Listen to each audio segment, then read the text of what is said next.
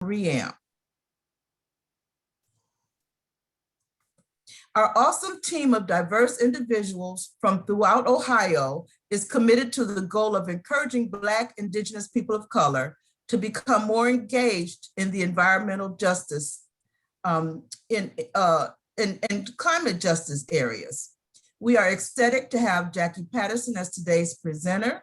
Jacqui will be introduced by attorney Leslie Fields, Sierra Club's National Director of Policy, Advocacy, and Legal. It is such an honor to have both of these environmental justice sheroes with us today. I am proud to say that my start with environmental justice and climate issues began with Jacqui coming to Cleveland in her small little energy efficient car. And the goal she had was to shut down the first energy coal plant and involved me in that. And when I started with the Sierra Club, Leslie immediately contacted me to provide any support and mentorship needed. Thanks so much to both of you for the amazing EJ work you are doing nationally. We appreciate everyone joining us today. Please feel free to put questions in the chat and Jacqui will respond to those after the presentation. I'll pass it on to you, Leslie. Good afternoon, everyone. Thank you for this wonderful invitation and for this fantastic speaker series. I'm very pleased to be here to introduce my dear friend, Jacqui Patterson, and sister buddy. And I also just want to extend greetings. I'm in Washington, DC from the National Sierra Club. I grew up in Cleveland and Shaker Heights. And so that's how Jocelyn and I bonded so well. I go back usually every presidential cycle and do voter protection, stay with old friends in the Cleveland Heights. And so I am very happy to be part of this.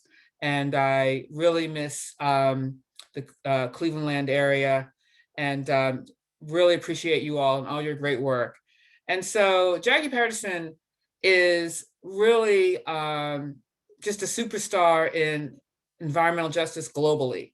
She single-handedly created the Environmental Justice and Climate Justice Initiative at the Sierra Club, at the NAACP. And I was at the Washington Bureau at the NAACP about 30 years ago. And so I understand the formidable bureaucracy that she really cut through to create this program to be a national model on environmental justice and human rights and gender and also disaster reform. And globally, she is at every international conference. And I am just incredibly proud to know her and to call her my friend and sister. She's got an honorary degree from Vermont Law School. She's not an attorney. And so for a non-attorney to get an honorary degree from the premier environmental law school in the United States, we are so proud of her for that achievement. She's received many other awards, but that one just happened. And I really think that there's no one better in this movement in terms of inclusiveness and in terms of strategic thinking and synthesis than Jacqui Patterson. She's got a wonderful spirit. She's just so lovely in every way. And I'll start getting emotional if I keep talking about it some more. So I give to you Jacqui Patterson, and thank you, Jacqui, for being part of this series and for everything you do. I just love you so much. Okay, thank you. Thank you. Wow. Thank you so much. That was just so beautiful. Definitely have to write my eulogy. So I appreciate being here with you all.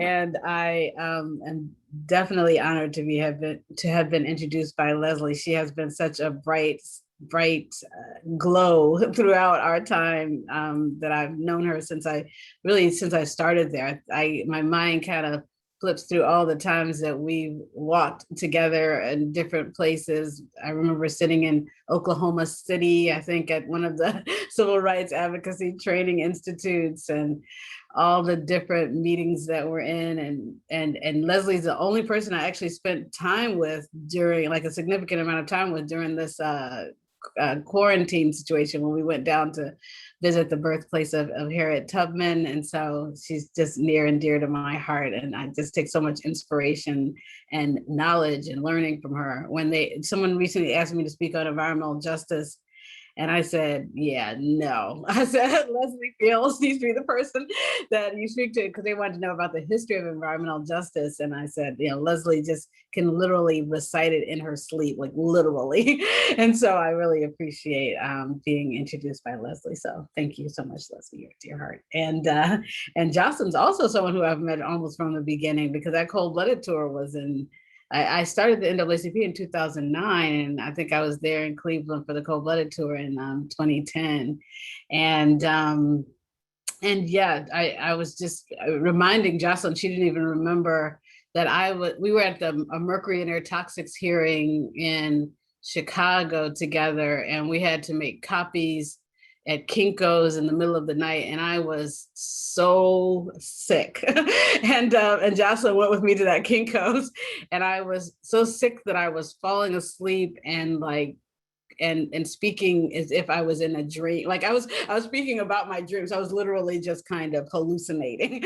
And Jocelyn was just there throughout that entire thing. And if it hadn't been for her, I don't know what would have happened. They probably would have carted me off because from like drunken and public exposure and drunkenness. So anyway, just many stories to tell about the awesome folks who have introduced on the call. It's great to see Rhonda out there, who's also someone I admired more from afar. We don't get to work together as much as I would like, but I'm always admiring the awesome work she's holding down in the D. So again, thank you all for being on the call. I'll just kind of give some very brief remarks, and I look forward to more of a conversation for sure. But since I'm here to provide some remarks, I try to kind of do a few couple notes. So I was recently on a panel with this fellow, Stephen Benjamin, who is the mayor of Columbia, South Carolina. And he said something that really stuck with me, and I've repeated it multiple times since then. He said, COVID-19 serves as an X-ray exposing the broken bones of American society. And that just was such a graphic and true reflection of it really revealing so many of the systemic fault lines.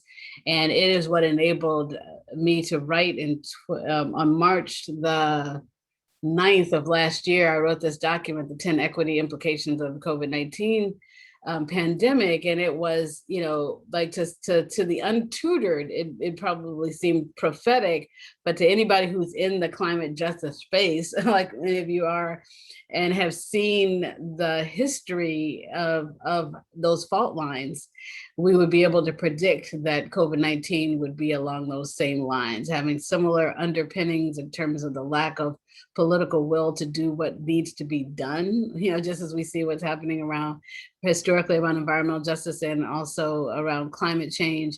And then also seeing the same marginal communities that are marginalized by society, economically, politically, and otherwise, who are the ones who are most vulnerable to its impacts. And so there were just so many patterns that you could just see before it even. And that was at the time when it was just like the Kirkland nursing home in Washington State, and maybe something starting to happen in New York, but like you could just see the writing on the wall in terms of what would unfold, and it was indeed what unfolded in spades. And so now we're at a place where 600,000 deaths and counting, and too many of those 600,000, well, there should be none, but such a large proportion being from BIPOC communities.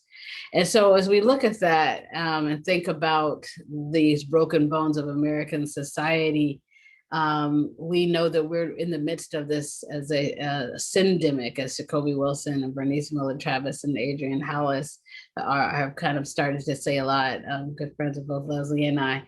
And the syndemic referring to the combination of these concurrent epidemics of COVID-19, the economic crisis, the climate crisis, and this racial awakening.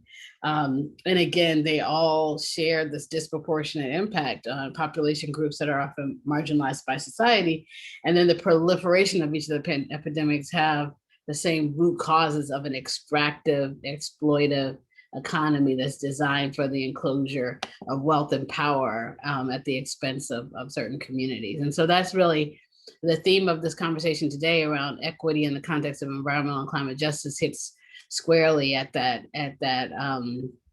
what we're seeing with these pandemics. So we know we're about to celebrate Juneteenth, and we know that a couple of weeks ago, it was the anniversary of the Tulsa massacre. And we also know that going back in terms of this extractive economy, it goes, I'm in a place called Matlacha, Florida, which is the unceded territory of the Calusa, Taino, and Seminole peoples and or nations. And we know that from the very kind of beginning of what's now called the United States of America, even though there's kind of these memes or these notions of the forefathers, the freedom seekers, and the people seeking religious liberty, we know what actually happened in terms of people seeing their well-being, their wealth, their prosperity as having an inverse relationship to others. So they felt like they had to oppress, murder, displace in order for them to have what they wanted. And so when we talk about unceded territory, it is because it was stolen land. And similarly, we as Africans in America, we know that with the transatlantic slave trade, that we were also stolen as people and enslaved here. And so really, we have to always kind of remember that, because it's not kind of this history. It is what is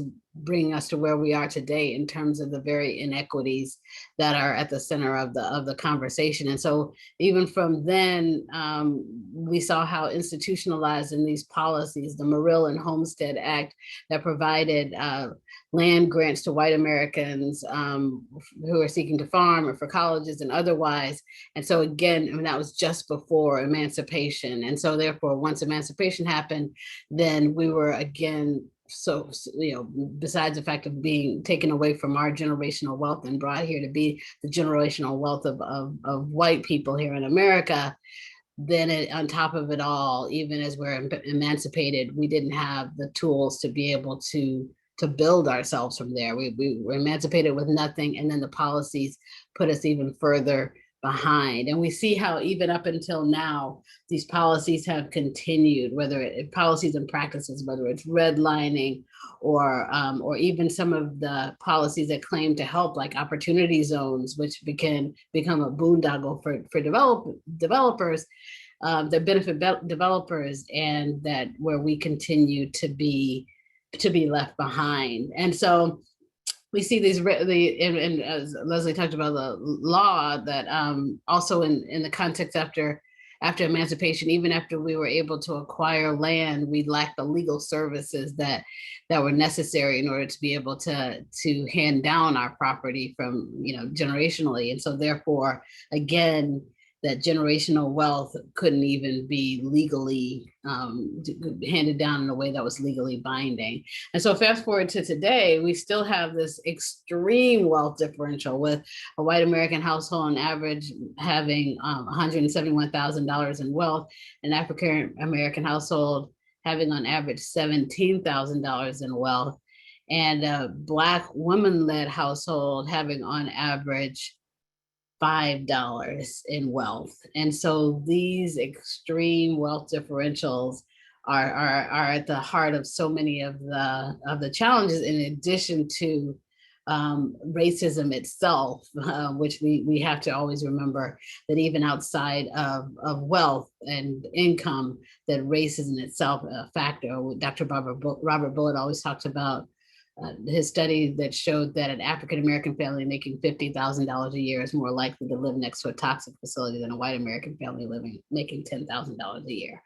And so I know some of the issues that you talk about in Ohio, that you're dealing with in Ohio. We, as Jocelyn said, when I first came, it was about coal-fired power plants, and there were so many there, and we had ranked different states based on how many of the coal plants that had a D or F in our cold-blooded report, and many of the ones with a D or F disproportionately were located in Ohio.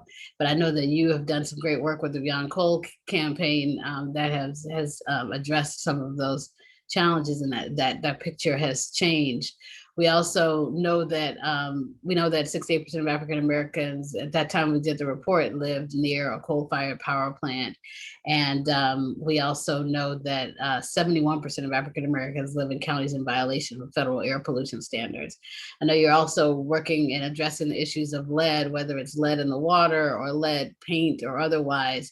We also know that African American children are more likely to test for positive for lead in their systems through these various routes. We also know that we're more likely to be in water systems that are contaminated by lead, and we're more likely to be in homes that have various forms of indoor air pollution, whether it's lead in the paint or other types of indoor air pollution. So there are so many ways that that we're seeing these disproportionate impacts, and so we could go on and on and on about all of that. But I want to kind of pivot to solutions and then kind of go to some conversation about what's happening there and what you'd like to kind of talk more about. But also just Leslie had mentioned the work that we do on disasters, that when we also talk about our homes and where our homes are placed and redlining and so forth, we also know that our homes are more likely to be sited in floodplains. Our homes are more likely to be in urban heat islands, as well as more likely to be next to toxic facilities. And we see how that plays out again in those various impacts. And we also are more likely to have energy burden when we have, in addition to the indoor air pollution and the housing stock that makes us more vulnerable to disasters. We also know that, you know, with fossil fuel companies, their CEOs averaging $14 million in compensation.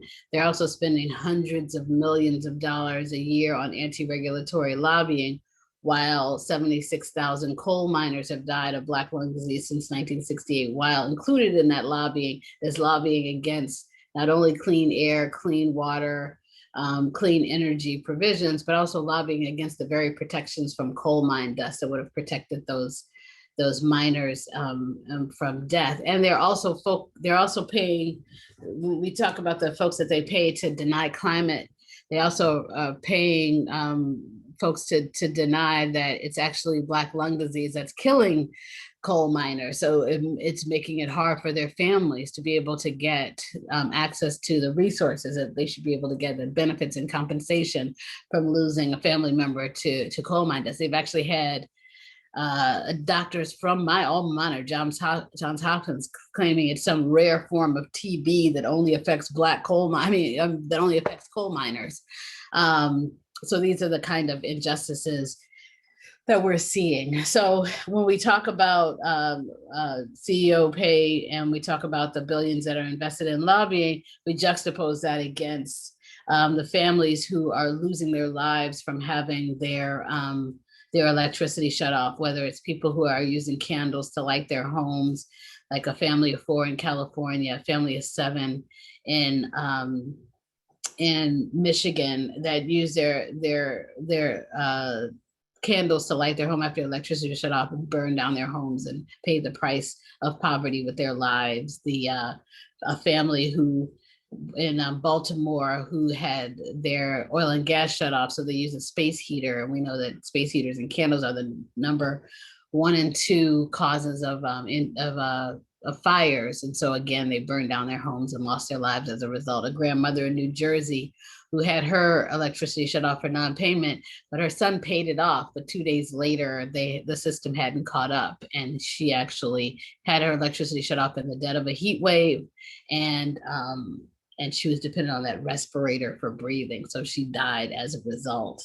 And so we see just so much how the heartlessness combined with the unholy marriage of money and politics leaves us also vulnerable to these various impacts. We even saw the administration roll back restrictions on pollution, thereby increasing the number of death sentences issued on Black communities in the context of COVID-19, using COVID-19 as an excuse to roll back those regulations, when those regulations were the only thing that were protecting communities, because of the known tie between air quality and COVID-19 vulnerability. So with all of that going on, and all of these impacts that we talk about, when we think about the types of changes that we need, this is why it's so critical that we are talking about true systems change. We see how the cries for Black Lives Matter, how it resonates, whether communities are afflicted by police brutality or state-sponsored murder, or whether we're dying a death of 1,000 cuts from the proliferation of pollution in our communities, and this, again, entrenchment because of the unholy marriage of money and politics. So when we think about systems change, we're heartened by the fact that we're seeing an increasing swath of society begin to accept that diagnosis by Mary Benjamin about the broken bones of American society. And people are seeing that these structural changes are what's necessary. Whether we're seeing the folks in California who are giving the land back that had been taken centuries ago from Black families who had owned a resort for Black folks to go to on the coastal area in California, and it was taken from them. Whether we're seeing the reparations legislation coming out of Evanston, Illinois, whether we're seeing organizations that are signing on to support reparations. We're seeing the Atlantic Coast Pipeline, the Keystone Pipelines blocked, and the coal-burning Navajo generating station decommissioned as a solar power Navajo energy storage station rises. We see groups like Soul Fire Farm, the Earthsea Collective, the Baltimore Community Land Trust, and others reclaiming relationship with land and growing healthy and nutritious foods to fortify body, mind, and spirit. We even find hope as we see white nationalists becoming Black Lives Matter activists, as their hearts are touched and their minds are changed and their purpose is shifted. We're seeing how the passage of policies, whether it's the Portland Clean Energy Fund and the Illinois Future Energy Jobs Act, and we're actually working in Ohio with the Ohio NAACP, which is keen to advance policies on anti-fracking. And so we're working hard with folks on how to develop the language around that piece of legislation. Hopefully some of you are involved in that in some way. We're even seeing advancements in dismantling the corporatocracy with groups like Majority Action, Color of Change, Interfaith Center for Corporate Responsibility, and NAACP calling for corporate accountability on racial justice through shareholder action and asset management action. And so, we're even seeing HR 1 that's coming up and really finally seeing some serious action on getting money out of politics. And it's also inspiring to see the thousands of acts of mutual aid that are happening, as well as the kind of random acts of kindness as people start to see and embody the interconnectedness and of all of us, and really moving in that spirit of cooperation, really living out the words of Dr. Martin Luther King, who says, we have before us the glorious opportunity to inject a new dimension of love into the veins of our civilization. So we know that love in practice has to encompass justice, and that justice in practice means an inclusive society where we embrace and cooperatively live into that interconnectedness, where all voices are heard and heeded. And so it's exciting to see you all coming together again with the work that you're doing every day, with the leadership that you have, with the folks on this call, some of whom I've long admired and others of whom I'm just meeting today, really kind of coming together around this notion of earth rights, people's rights, and how do we really care for the sacred meaning our relationship with each other and our relationship with the earth. So Yeah, so I'll like leave that in terms of just kind of formal remarks and look forward to getting into some conversation. Oh, Jocelyn, I think you're on mute. I don't know if you're talking. I was just saying, yay, Jackie. Thank you. Sorry. So I'll just jump in here and say we'd like to invite anyone who's listening today to put your questions for Jackie in the chat, and we will make sure that we read those out to her so we can get your questions answered. I'm going to jump in though with first question. Listening to you talk about money in politics, I don't know how much you have been made aware of what's happening in Ohio around energy policy and climate change policy with money in politics. The $61 million bribery scandal that surrounded the only energy policy that really had been put in front of Ohioans, and it was certainly not comprehensive and beneficial when it comes to pollution or underserved communities at all. So it leads me to ask the question, how do we break up that unholy marriage? What can we do as advocates, as environmental justice fighters, as people who try to get messages out, grassroots organizers? What can we be doing to try to get some of that money in politics impact out and kind of put people back into the conversation? Yeah, I think first is really expose, because every time I kind of give some of these examples, whether it's our fossil fuel foolery report or just in conversation, people are inevitably shocked. Like, so people just don't even understand the extent to which there is that level of influence. I think it's first, we really have to help folks to know so that we can start to build the political will of the voting public to really put in some serious, to reverse citizens united, to vote in campaign finance reform and so forth. But first, people have to know what they're fighting against, like know that this is a thing. And the vast majority of people just don't know. So we really need to do a kind of a savvy media, grassroots education, like all the things to educate people about the existence of this problem.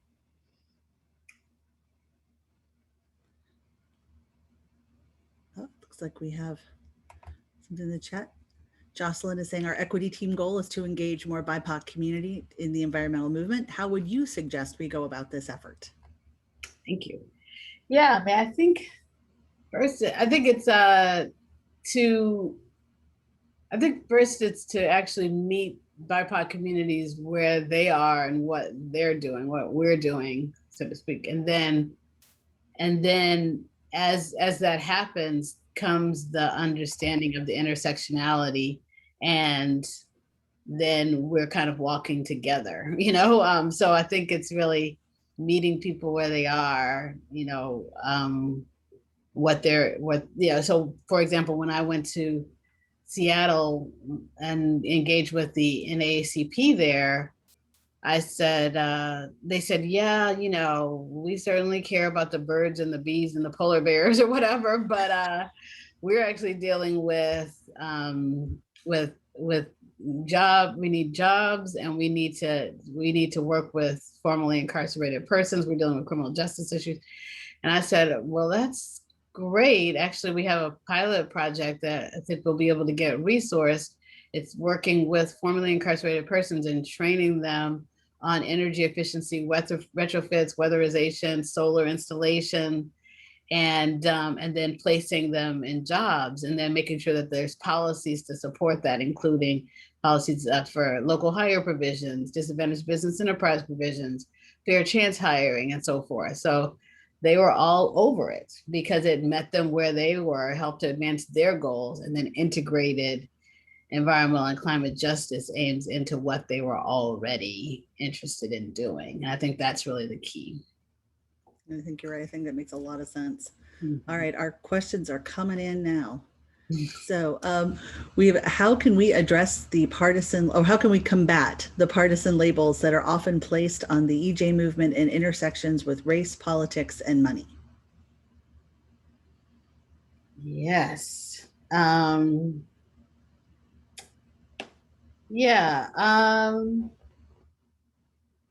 think the part of it is that all politics are local, and the more local we get in having these conversations, the more we can start to cut through the party line, so to speak. That's what we found in some of the work in the South, where we come together and we say, okay, what are our values? What is the vision that we want for our communities? What's standing against that? How do we work together? I mean, yes, that can be an oversimplification, and certainly it's not, like, it's not like, oh, just do that and then this will all work out. But it is the hyper local is the only real hope of being able to cut through those party lines and help people to kind of really meet as people to people versus party to party, like really just kind of sitting around the same table together in that church or that community center, kind of talking about what we all want and how do we all get it together, and really making sure that we're dispelling this scarcity myth that says that, that there's not enough to go around, or that like we can't all be well, like somebody's got to miss out. Like that seems to be, whether it's this notion of job killing regulations or the white nationalist notion of replacements. Like, so it's not like there's space for us all. Like if somebody rises, it means that they're replacing somebody else. So like and it's only through those hyperlocal conversations that we can begin to dispel those myths, really. Yeah, I feel like we have been fighting that myth of, the choice between the two for a very, very long time, both at the state level and the federal level. So we have a question from Ivanka Hall, who's one of our equity team members. And she said she was recently in West Virginia for the Poor People's Action. She went because her grandparents fled West Virginia because of the racism from the coal mine companies that controlled everything about their lives. They controlled where they lived, what they could purchase, and their money because the coal companies owned everything. My grandfather could not get black lung money because he was only in the mine for 6 years and not the 7 required to receive black lung funds. How can we push for equity for those families that have been impacted since the Great Migration? Great question. Mm-hmm. Yeah, that's a very good question. So we started this Black Labor Initiative on Just Transition for this reason, to really start to surface some of these matters and to have folks to be able to organize as a block, so that their interests aren't kind of lost in the sauce of like broader labor action that doesn't necessarily take into account the fact that Black labor lives at the intersection of having, of all of these inequities. And so therefore there's a defined set of demands that Black labor needs to make differentially from labor writ large, that where things can get fairly diluted otherwise. So I think that it would be great to that has been very critical in kind of putting together an action agenda on policy and otherwise for that group. And it includes actually folks from the United Mine Workers of America, which happened as a result of us, the United Mine Workers of America, being at the Coalition of Black Trade Unionist meeting, where we were talking about some of these issues, and the Cold-Blooded Report came up. And they definitely took exception to that title, not to mention its contents. And so that was a rough moment. But after that, we were able to kind of come to a table in an ad hoc come to Jesus conversation that was like 2 hours long, where we found some common ground. So I think that's really what's key, is to have that power building within labor of Black labor. And then also a question, do you think that the acknowledgement of Juneteenth will lead to federal reparations?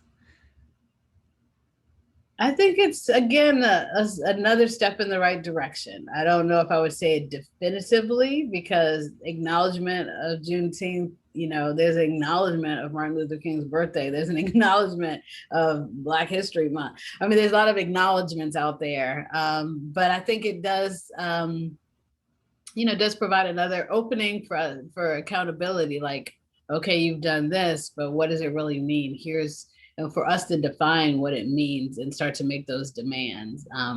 I think if it was going to happen anytime, it would be now, when there's a call for accountability to match words with action. Sure. Sure. Yeah. I know there's also mention in the chat that mutual aid is important, but how do we make sure that African Americans serving African American nonprofits receive the bulk of those funds? Yeah, exactly. And so this is why hopefully folks have seen the work like the Climate Pledge that's happening, where the Donors of Color Network is calling on big philanthropy to put at least, I think it's 30% of their funding versus what's now the 1.3% of funding that goes towards BIPOC-led groups out of all of the funding that goes into environment and climate. And so now the climate pledge is calling on at least 30%.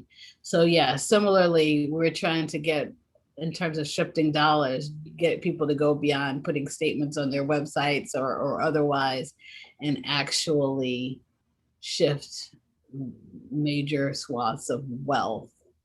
So we're getting specific with our demands and getting specific with the mechanisms to make those demands real.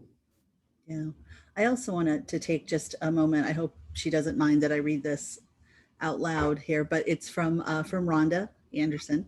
And she wants to thank you for everything that you've done, because she thinks of you as such a warrior. Thank you for recognizing the most impacted single mother with with an average income of $5. And if I can sneak this in, thank you for supporting my youngest daughter while she was incarcerated, and the continued support since she's come home. She has to jump off for another call, but she wanted to let you know she thought it was a pleasure to listen to you, and she's looking forward to your new endeavor. And she and her daughter would love to become involved. Oh, great. Thank you. And speaking of endeavors, I had a question. I'm going to steal some time here, but I happened to see something where you are going to be speaking, I believe it's tomorrow evening, at the launch of the Black Appalachian Coalition. Oh, yeah. And I wondered if you could take just a little bit of time to tell us about your role with that, and what we might expect to hear from you tomorrow if folks wanted to join. Yeah, absolutely. Yes. That's a good question, because I definitely have to write my remarks for that. Sorry. Yes, and I actually have a media call after this one. There are 2 calls later, and they're going to be asking me the same questions that I also need to prepare for that as well. So this is I didn't mean to put you on the spot. I happened to see it yesterday. I thought, oh, we'll have to ask her about it. Yes, no, thank you. Yeah, so first off, way back when I was some years ago, it must have been like 2014 or something, I did this retreat, and it was a kind of a residency, and the other person, there were 2 other people in the residency, and one of them was this fellow Frank X Walter, I think his name is, from Kentucky. And so since there were only 3 of us at this residency, I we all looked each other up. And when I looked him up, I read about this Appalachia term that he had coined, and it also drew me to read about Black people in Appalachia, and that was kind of like my first bit of intrigue around this concept, because as we talked about, that's similar to even to the labor movement. That when people think about Appalachia, then they don't necessarily think about Black folks. So that intrigued me, and then since then, being in West Virginia, similar to being with Jocelyn here in Ohio, being in West Virginia, I was doing work around coal and other things with the West Virginia NAACP. And also just started to get to know that area, and then doing the work nationally in the other places along that area, North Carolina and Virginia, doing work around the Atlantic Coast Pipeline and otherwise. It also just struck me that there is not that distinctive, just like we wanted to do the Black Labor Initiative on Just Transition, so there's a distinctive kind of place for people to gather and relate and build power together. We thought there's not that organizing of Black Black Appalachians, and it could be something that people might be interested in doing. So in having those conversations, it very much resonated with people, like, yes, we would love to. And and even as you look at the registration for that event tomorrow, it's kind of a record registration for us for that event. And so clearly it resonates even more than with the handful of people that I talked to. So that's kind of the underpinnings. And then also there's this Reimagine Appalachia group, coalition, so to speak. And again, this is this place where, there are certainly African-American folks involved in those conversations. And if the blueprint that was developed by Reimagine Appalachia was not very robust when it came to racial justice. So it's another thing where, yes, there's a handful of folks involved, but not kind of caucusing enough to like surface a robust set of racial justice demands as part of the blueprint. And so how do we help to strengthen the types of policy documents and organizing that are coming out of the organizing in Appalachia so that racial justice is centered? And so this also felt like a good way to start to have folks caucus and really talk about what the myriad intersecting and overlapping and compounding inequities that Black folks in Appalachia face. So that's kind of, and then Bishop Marsha Dinkins, who has been involved in Reimagine Appalachia and has been in leadership there, was simultaneously having those similar experiences and observations as what I talked about, kind of strung together from the NAACP side. And so we decided to come together and put together this Black Appalachian coalition. So, oops. Oh, wait, you're on mute, Tracy.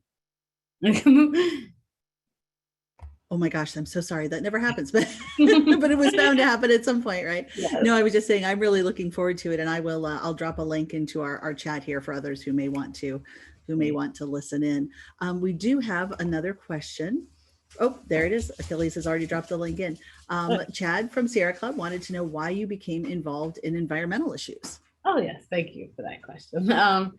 Yeah, it was happenstance. Like so much. When I was in, it's funny now, kind of looking back, I realized how I was in an EJ, I grew up in an EJ community, but like, you don't know, like, so all of that kind of is in retrospect, but in terms of like actually, so I'll start by saying that without naming, that as a child, for example, every few months or so, I would refuse to drink the water out of the tap. Like I tasted something in it, and I could still remember exactly how that tasted. No one else in the family seemed to taste it, but the fact that there was exact same taste that I tasted every few months meant that I don't think I was hallucinating or making it up or finding an excuse not to drink water, there would be no reason for that. And so there was something in the water, and I don't know, I never knew what that was or later, but we lived not too far away from a landfill. I mean, who knows what was going on there. We lived, but where my house sat, it was within 10 miles of 3 coal-fired power plants, or maybe let's say 20 miles of 3 coal-fired power plants, including the state line plant, because we were very near the Indiana border. So the state line plant in Indiana, in Hammond, Indiana, we were near the Fisk and Crawford plants on the south side of Chicago. And so again, and then we also lived right near walking distance from the Dan Ryan Expressway and a couple of major roadways. So near roadway air pollution, who knows what's happening with the landfill, the coal-fired power plants, and who knows what even all else. And I know that, there were multiple kids in my classroom with asthma. I remember that distinctly, but didn't really ever think, we also lived near a railroad track as well. So, and the trains were a big part of, like having to wait for the train. Like if you, like on the way to school, if the train came, possibly being late for school, or all those things were just what they were. But but now tying together those kids with asthma and so forth, the people in the church with COPD, like now you start to kind of make those connections. But the time that I formally started to get involved was when I was in Peace Corps in Jamaica. And one of the communities I was working in had its water supply contaminated by Shell oil. And that was before I started working with the community. But when I started working with the community, it was when the community was seeking justice from that situation. And what justice looked like was that they paid for a few ventilated improved pit latrines for the community. And they paid for 3 R's recovery reuse recycle program in the school. So very far from justice after poisoning the water supply and people drinking Shell oil effluent for some time. And so these are the that was when I started to kind of begin to understand the David and Goliath relationship between these big corporations and communities that were impacted by their polluting practices. Fast forward to 2005, when I was in like the last day of my job, where I was doing international public health work. I was watching TV on August 31st and seeing the scenes from Hurricane Katrina, and I decided to go down because I wasn't sure what I was going to do next. So I just signed up for Crisis Corps, which is something that it was a relationship between Peace Corps and FEMA, and so people who had served in the Peace Corps could then go down and volunteer. So I did that, and that also was just super eye-opening in terms of disproportionate impact. I met a fellow who was HIV positive, who was afraid because he didn't have access to his medicine, and he didn't know if he was going to develop a drug resistance, because that's what happens if you don't get to take your medicines regularly. I became the sign language interpreter for the entire disaster recovery center, even though I only had one class of sign language, but no one else had any sign language. And there was a whole swath of people with hearing impairments there. And so I ended up doing sign language interpretation there. There were all of these, Black folks there, and there was one guy who had served in Peace Corps in Nigeria, and he decided that he was, because of his serving as Peace Corps in Nigeria, that he became the fraud detector for the whole disaster recovery center. So he was sure that he had the skills to spot who was trying to defraud the FEMA system. So all of that was a very intense learning experience in terms of disaster inequity, who's most impacted, how the system itself is almost worse than the disaster. And that really was what resulted in me becoming so passionate about disaster justice, and why that's such a big part of what we do, because that was just heartbreaking on so many levels. I could really go on and on about that. Anyway, so those are a couple of experiences that led to that work. And then I became the senior women's rights policy analyst for a group called ActionAid International.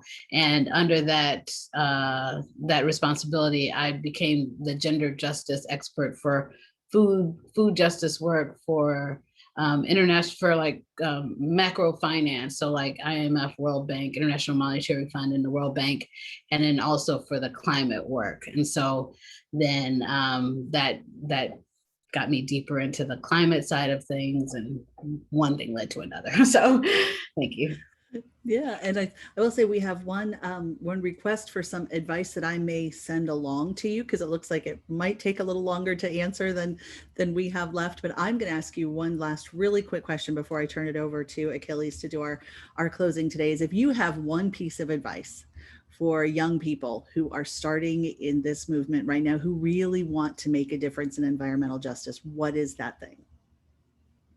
Yeah, I think if it's one thing, so usually when people ask me that in terms of the one thing that we need to focus on writ large, it's always getting money out of politics, because then we start to actually return the power to the people and advance true democracy. Because you nuanced that around young people, I would say in some ways the same thing, but also that there are so many things that one can do according to one's capacity and so forth, and just do something, you know, whether it's starting a garden, whether it's starting a garden in your backyard, starting a community garden, whether it is starting to recycle in your home or starting a community-wide recycling program, whether it is starting a recycling program or pushing for a zero waste ordinance in the community. Like really just start somewhere, and like whatever your capacity is, take it to the next level. So, you know, everything from doing something individually to doing something at the community level, to doing something at the local policy level, to doing something at the larger systems change level. And I would also say that if there's one thing that everyone could do, is to really put yourself in service to a frontline environmental justice organization. Like, join that organization and just be of good service, as they say. That would be probably my, you know, if one has the capacity to do that, that would be the thing that I would kind of recommend across the board. Oh, that's great. Thank you so much for being with us today on behalf of Jocelyn and Achilles, our co-chairs, and the whole equity team. It was such a joy and privilege to be able to hear from you. And I'm actually now going to turn it over to Achilles, who will close us out. Yes, thank you, Tracy. And thank you again, Jackie. It was amazing to hear from you today, and just all of your knowledge. Thank you for sharing it with us and taking some time to answer questions from folks. And to everybody who joined us this afternoon, thank you for taking some time out of your day to have this discussion with us and join us with Jackie. Before we close out totally, I want to invite everybody to come to our next luncheon next month, our virtual luncheon, which is on July 15th. And next month, we're going back to our regular scheduled time at 12:30. And we'll be hearing from Ohio Representative Paula Hicks Hudson. So please look out for that that invitation in your email. If you all registered on Zoom, you will get an email from us. And I'm also going to put in the chat just a feedback form, where you always want to make sure that these forms are engaging and interesting, and also just want to hear more of what you're looking to hear from. So if you could take some time out, it should take less than 5 minutes just to give feedback on how today went, and we would greatly appreciate it. And then go ahead and also like us on our Facebook page. I'll also put the link to our Facebook page on there. You can stay connected to all of the things that the Ohio Equity Team is doing. So thank you again, and please have a safe weekend. I mean, we look forward to hearing and seeing all of you next month.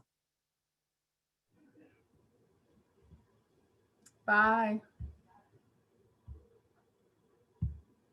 Bye. Thanks, everyone. Bye. Thank you.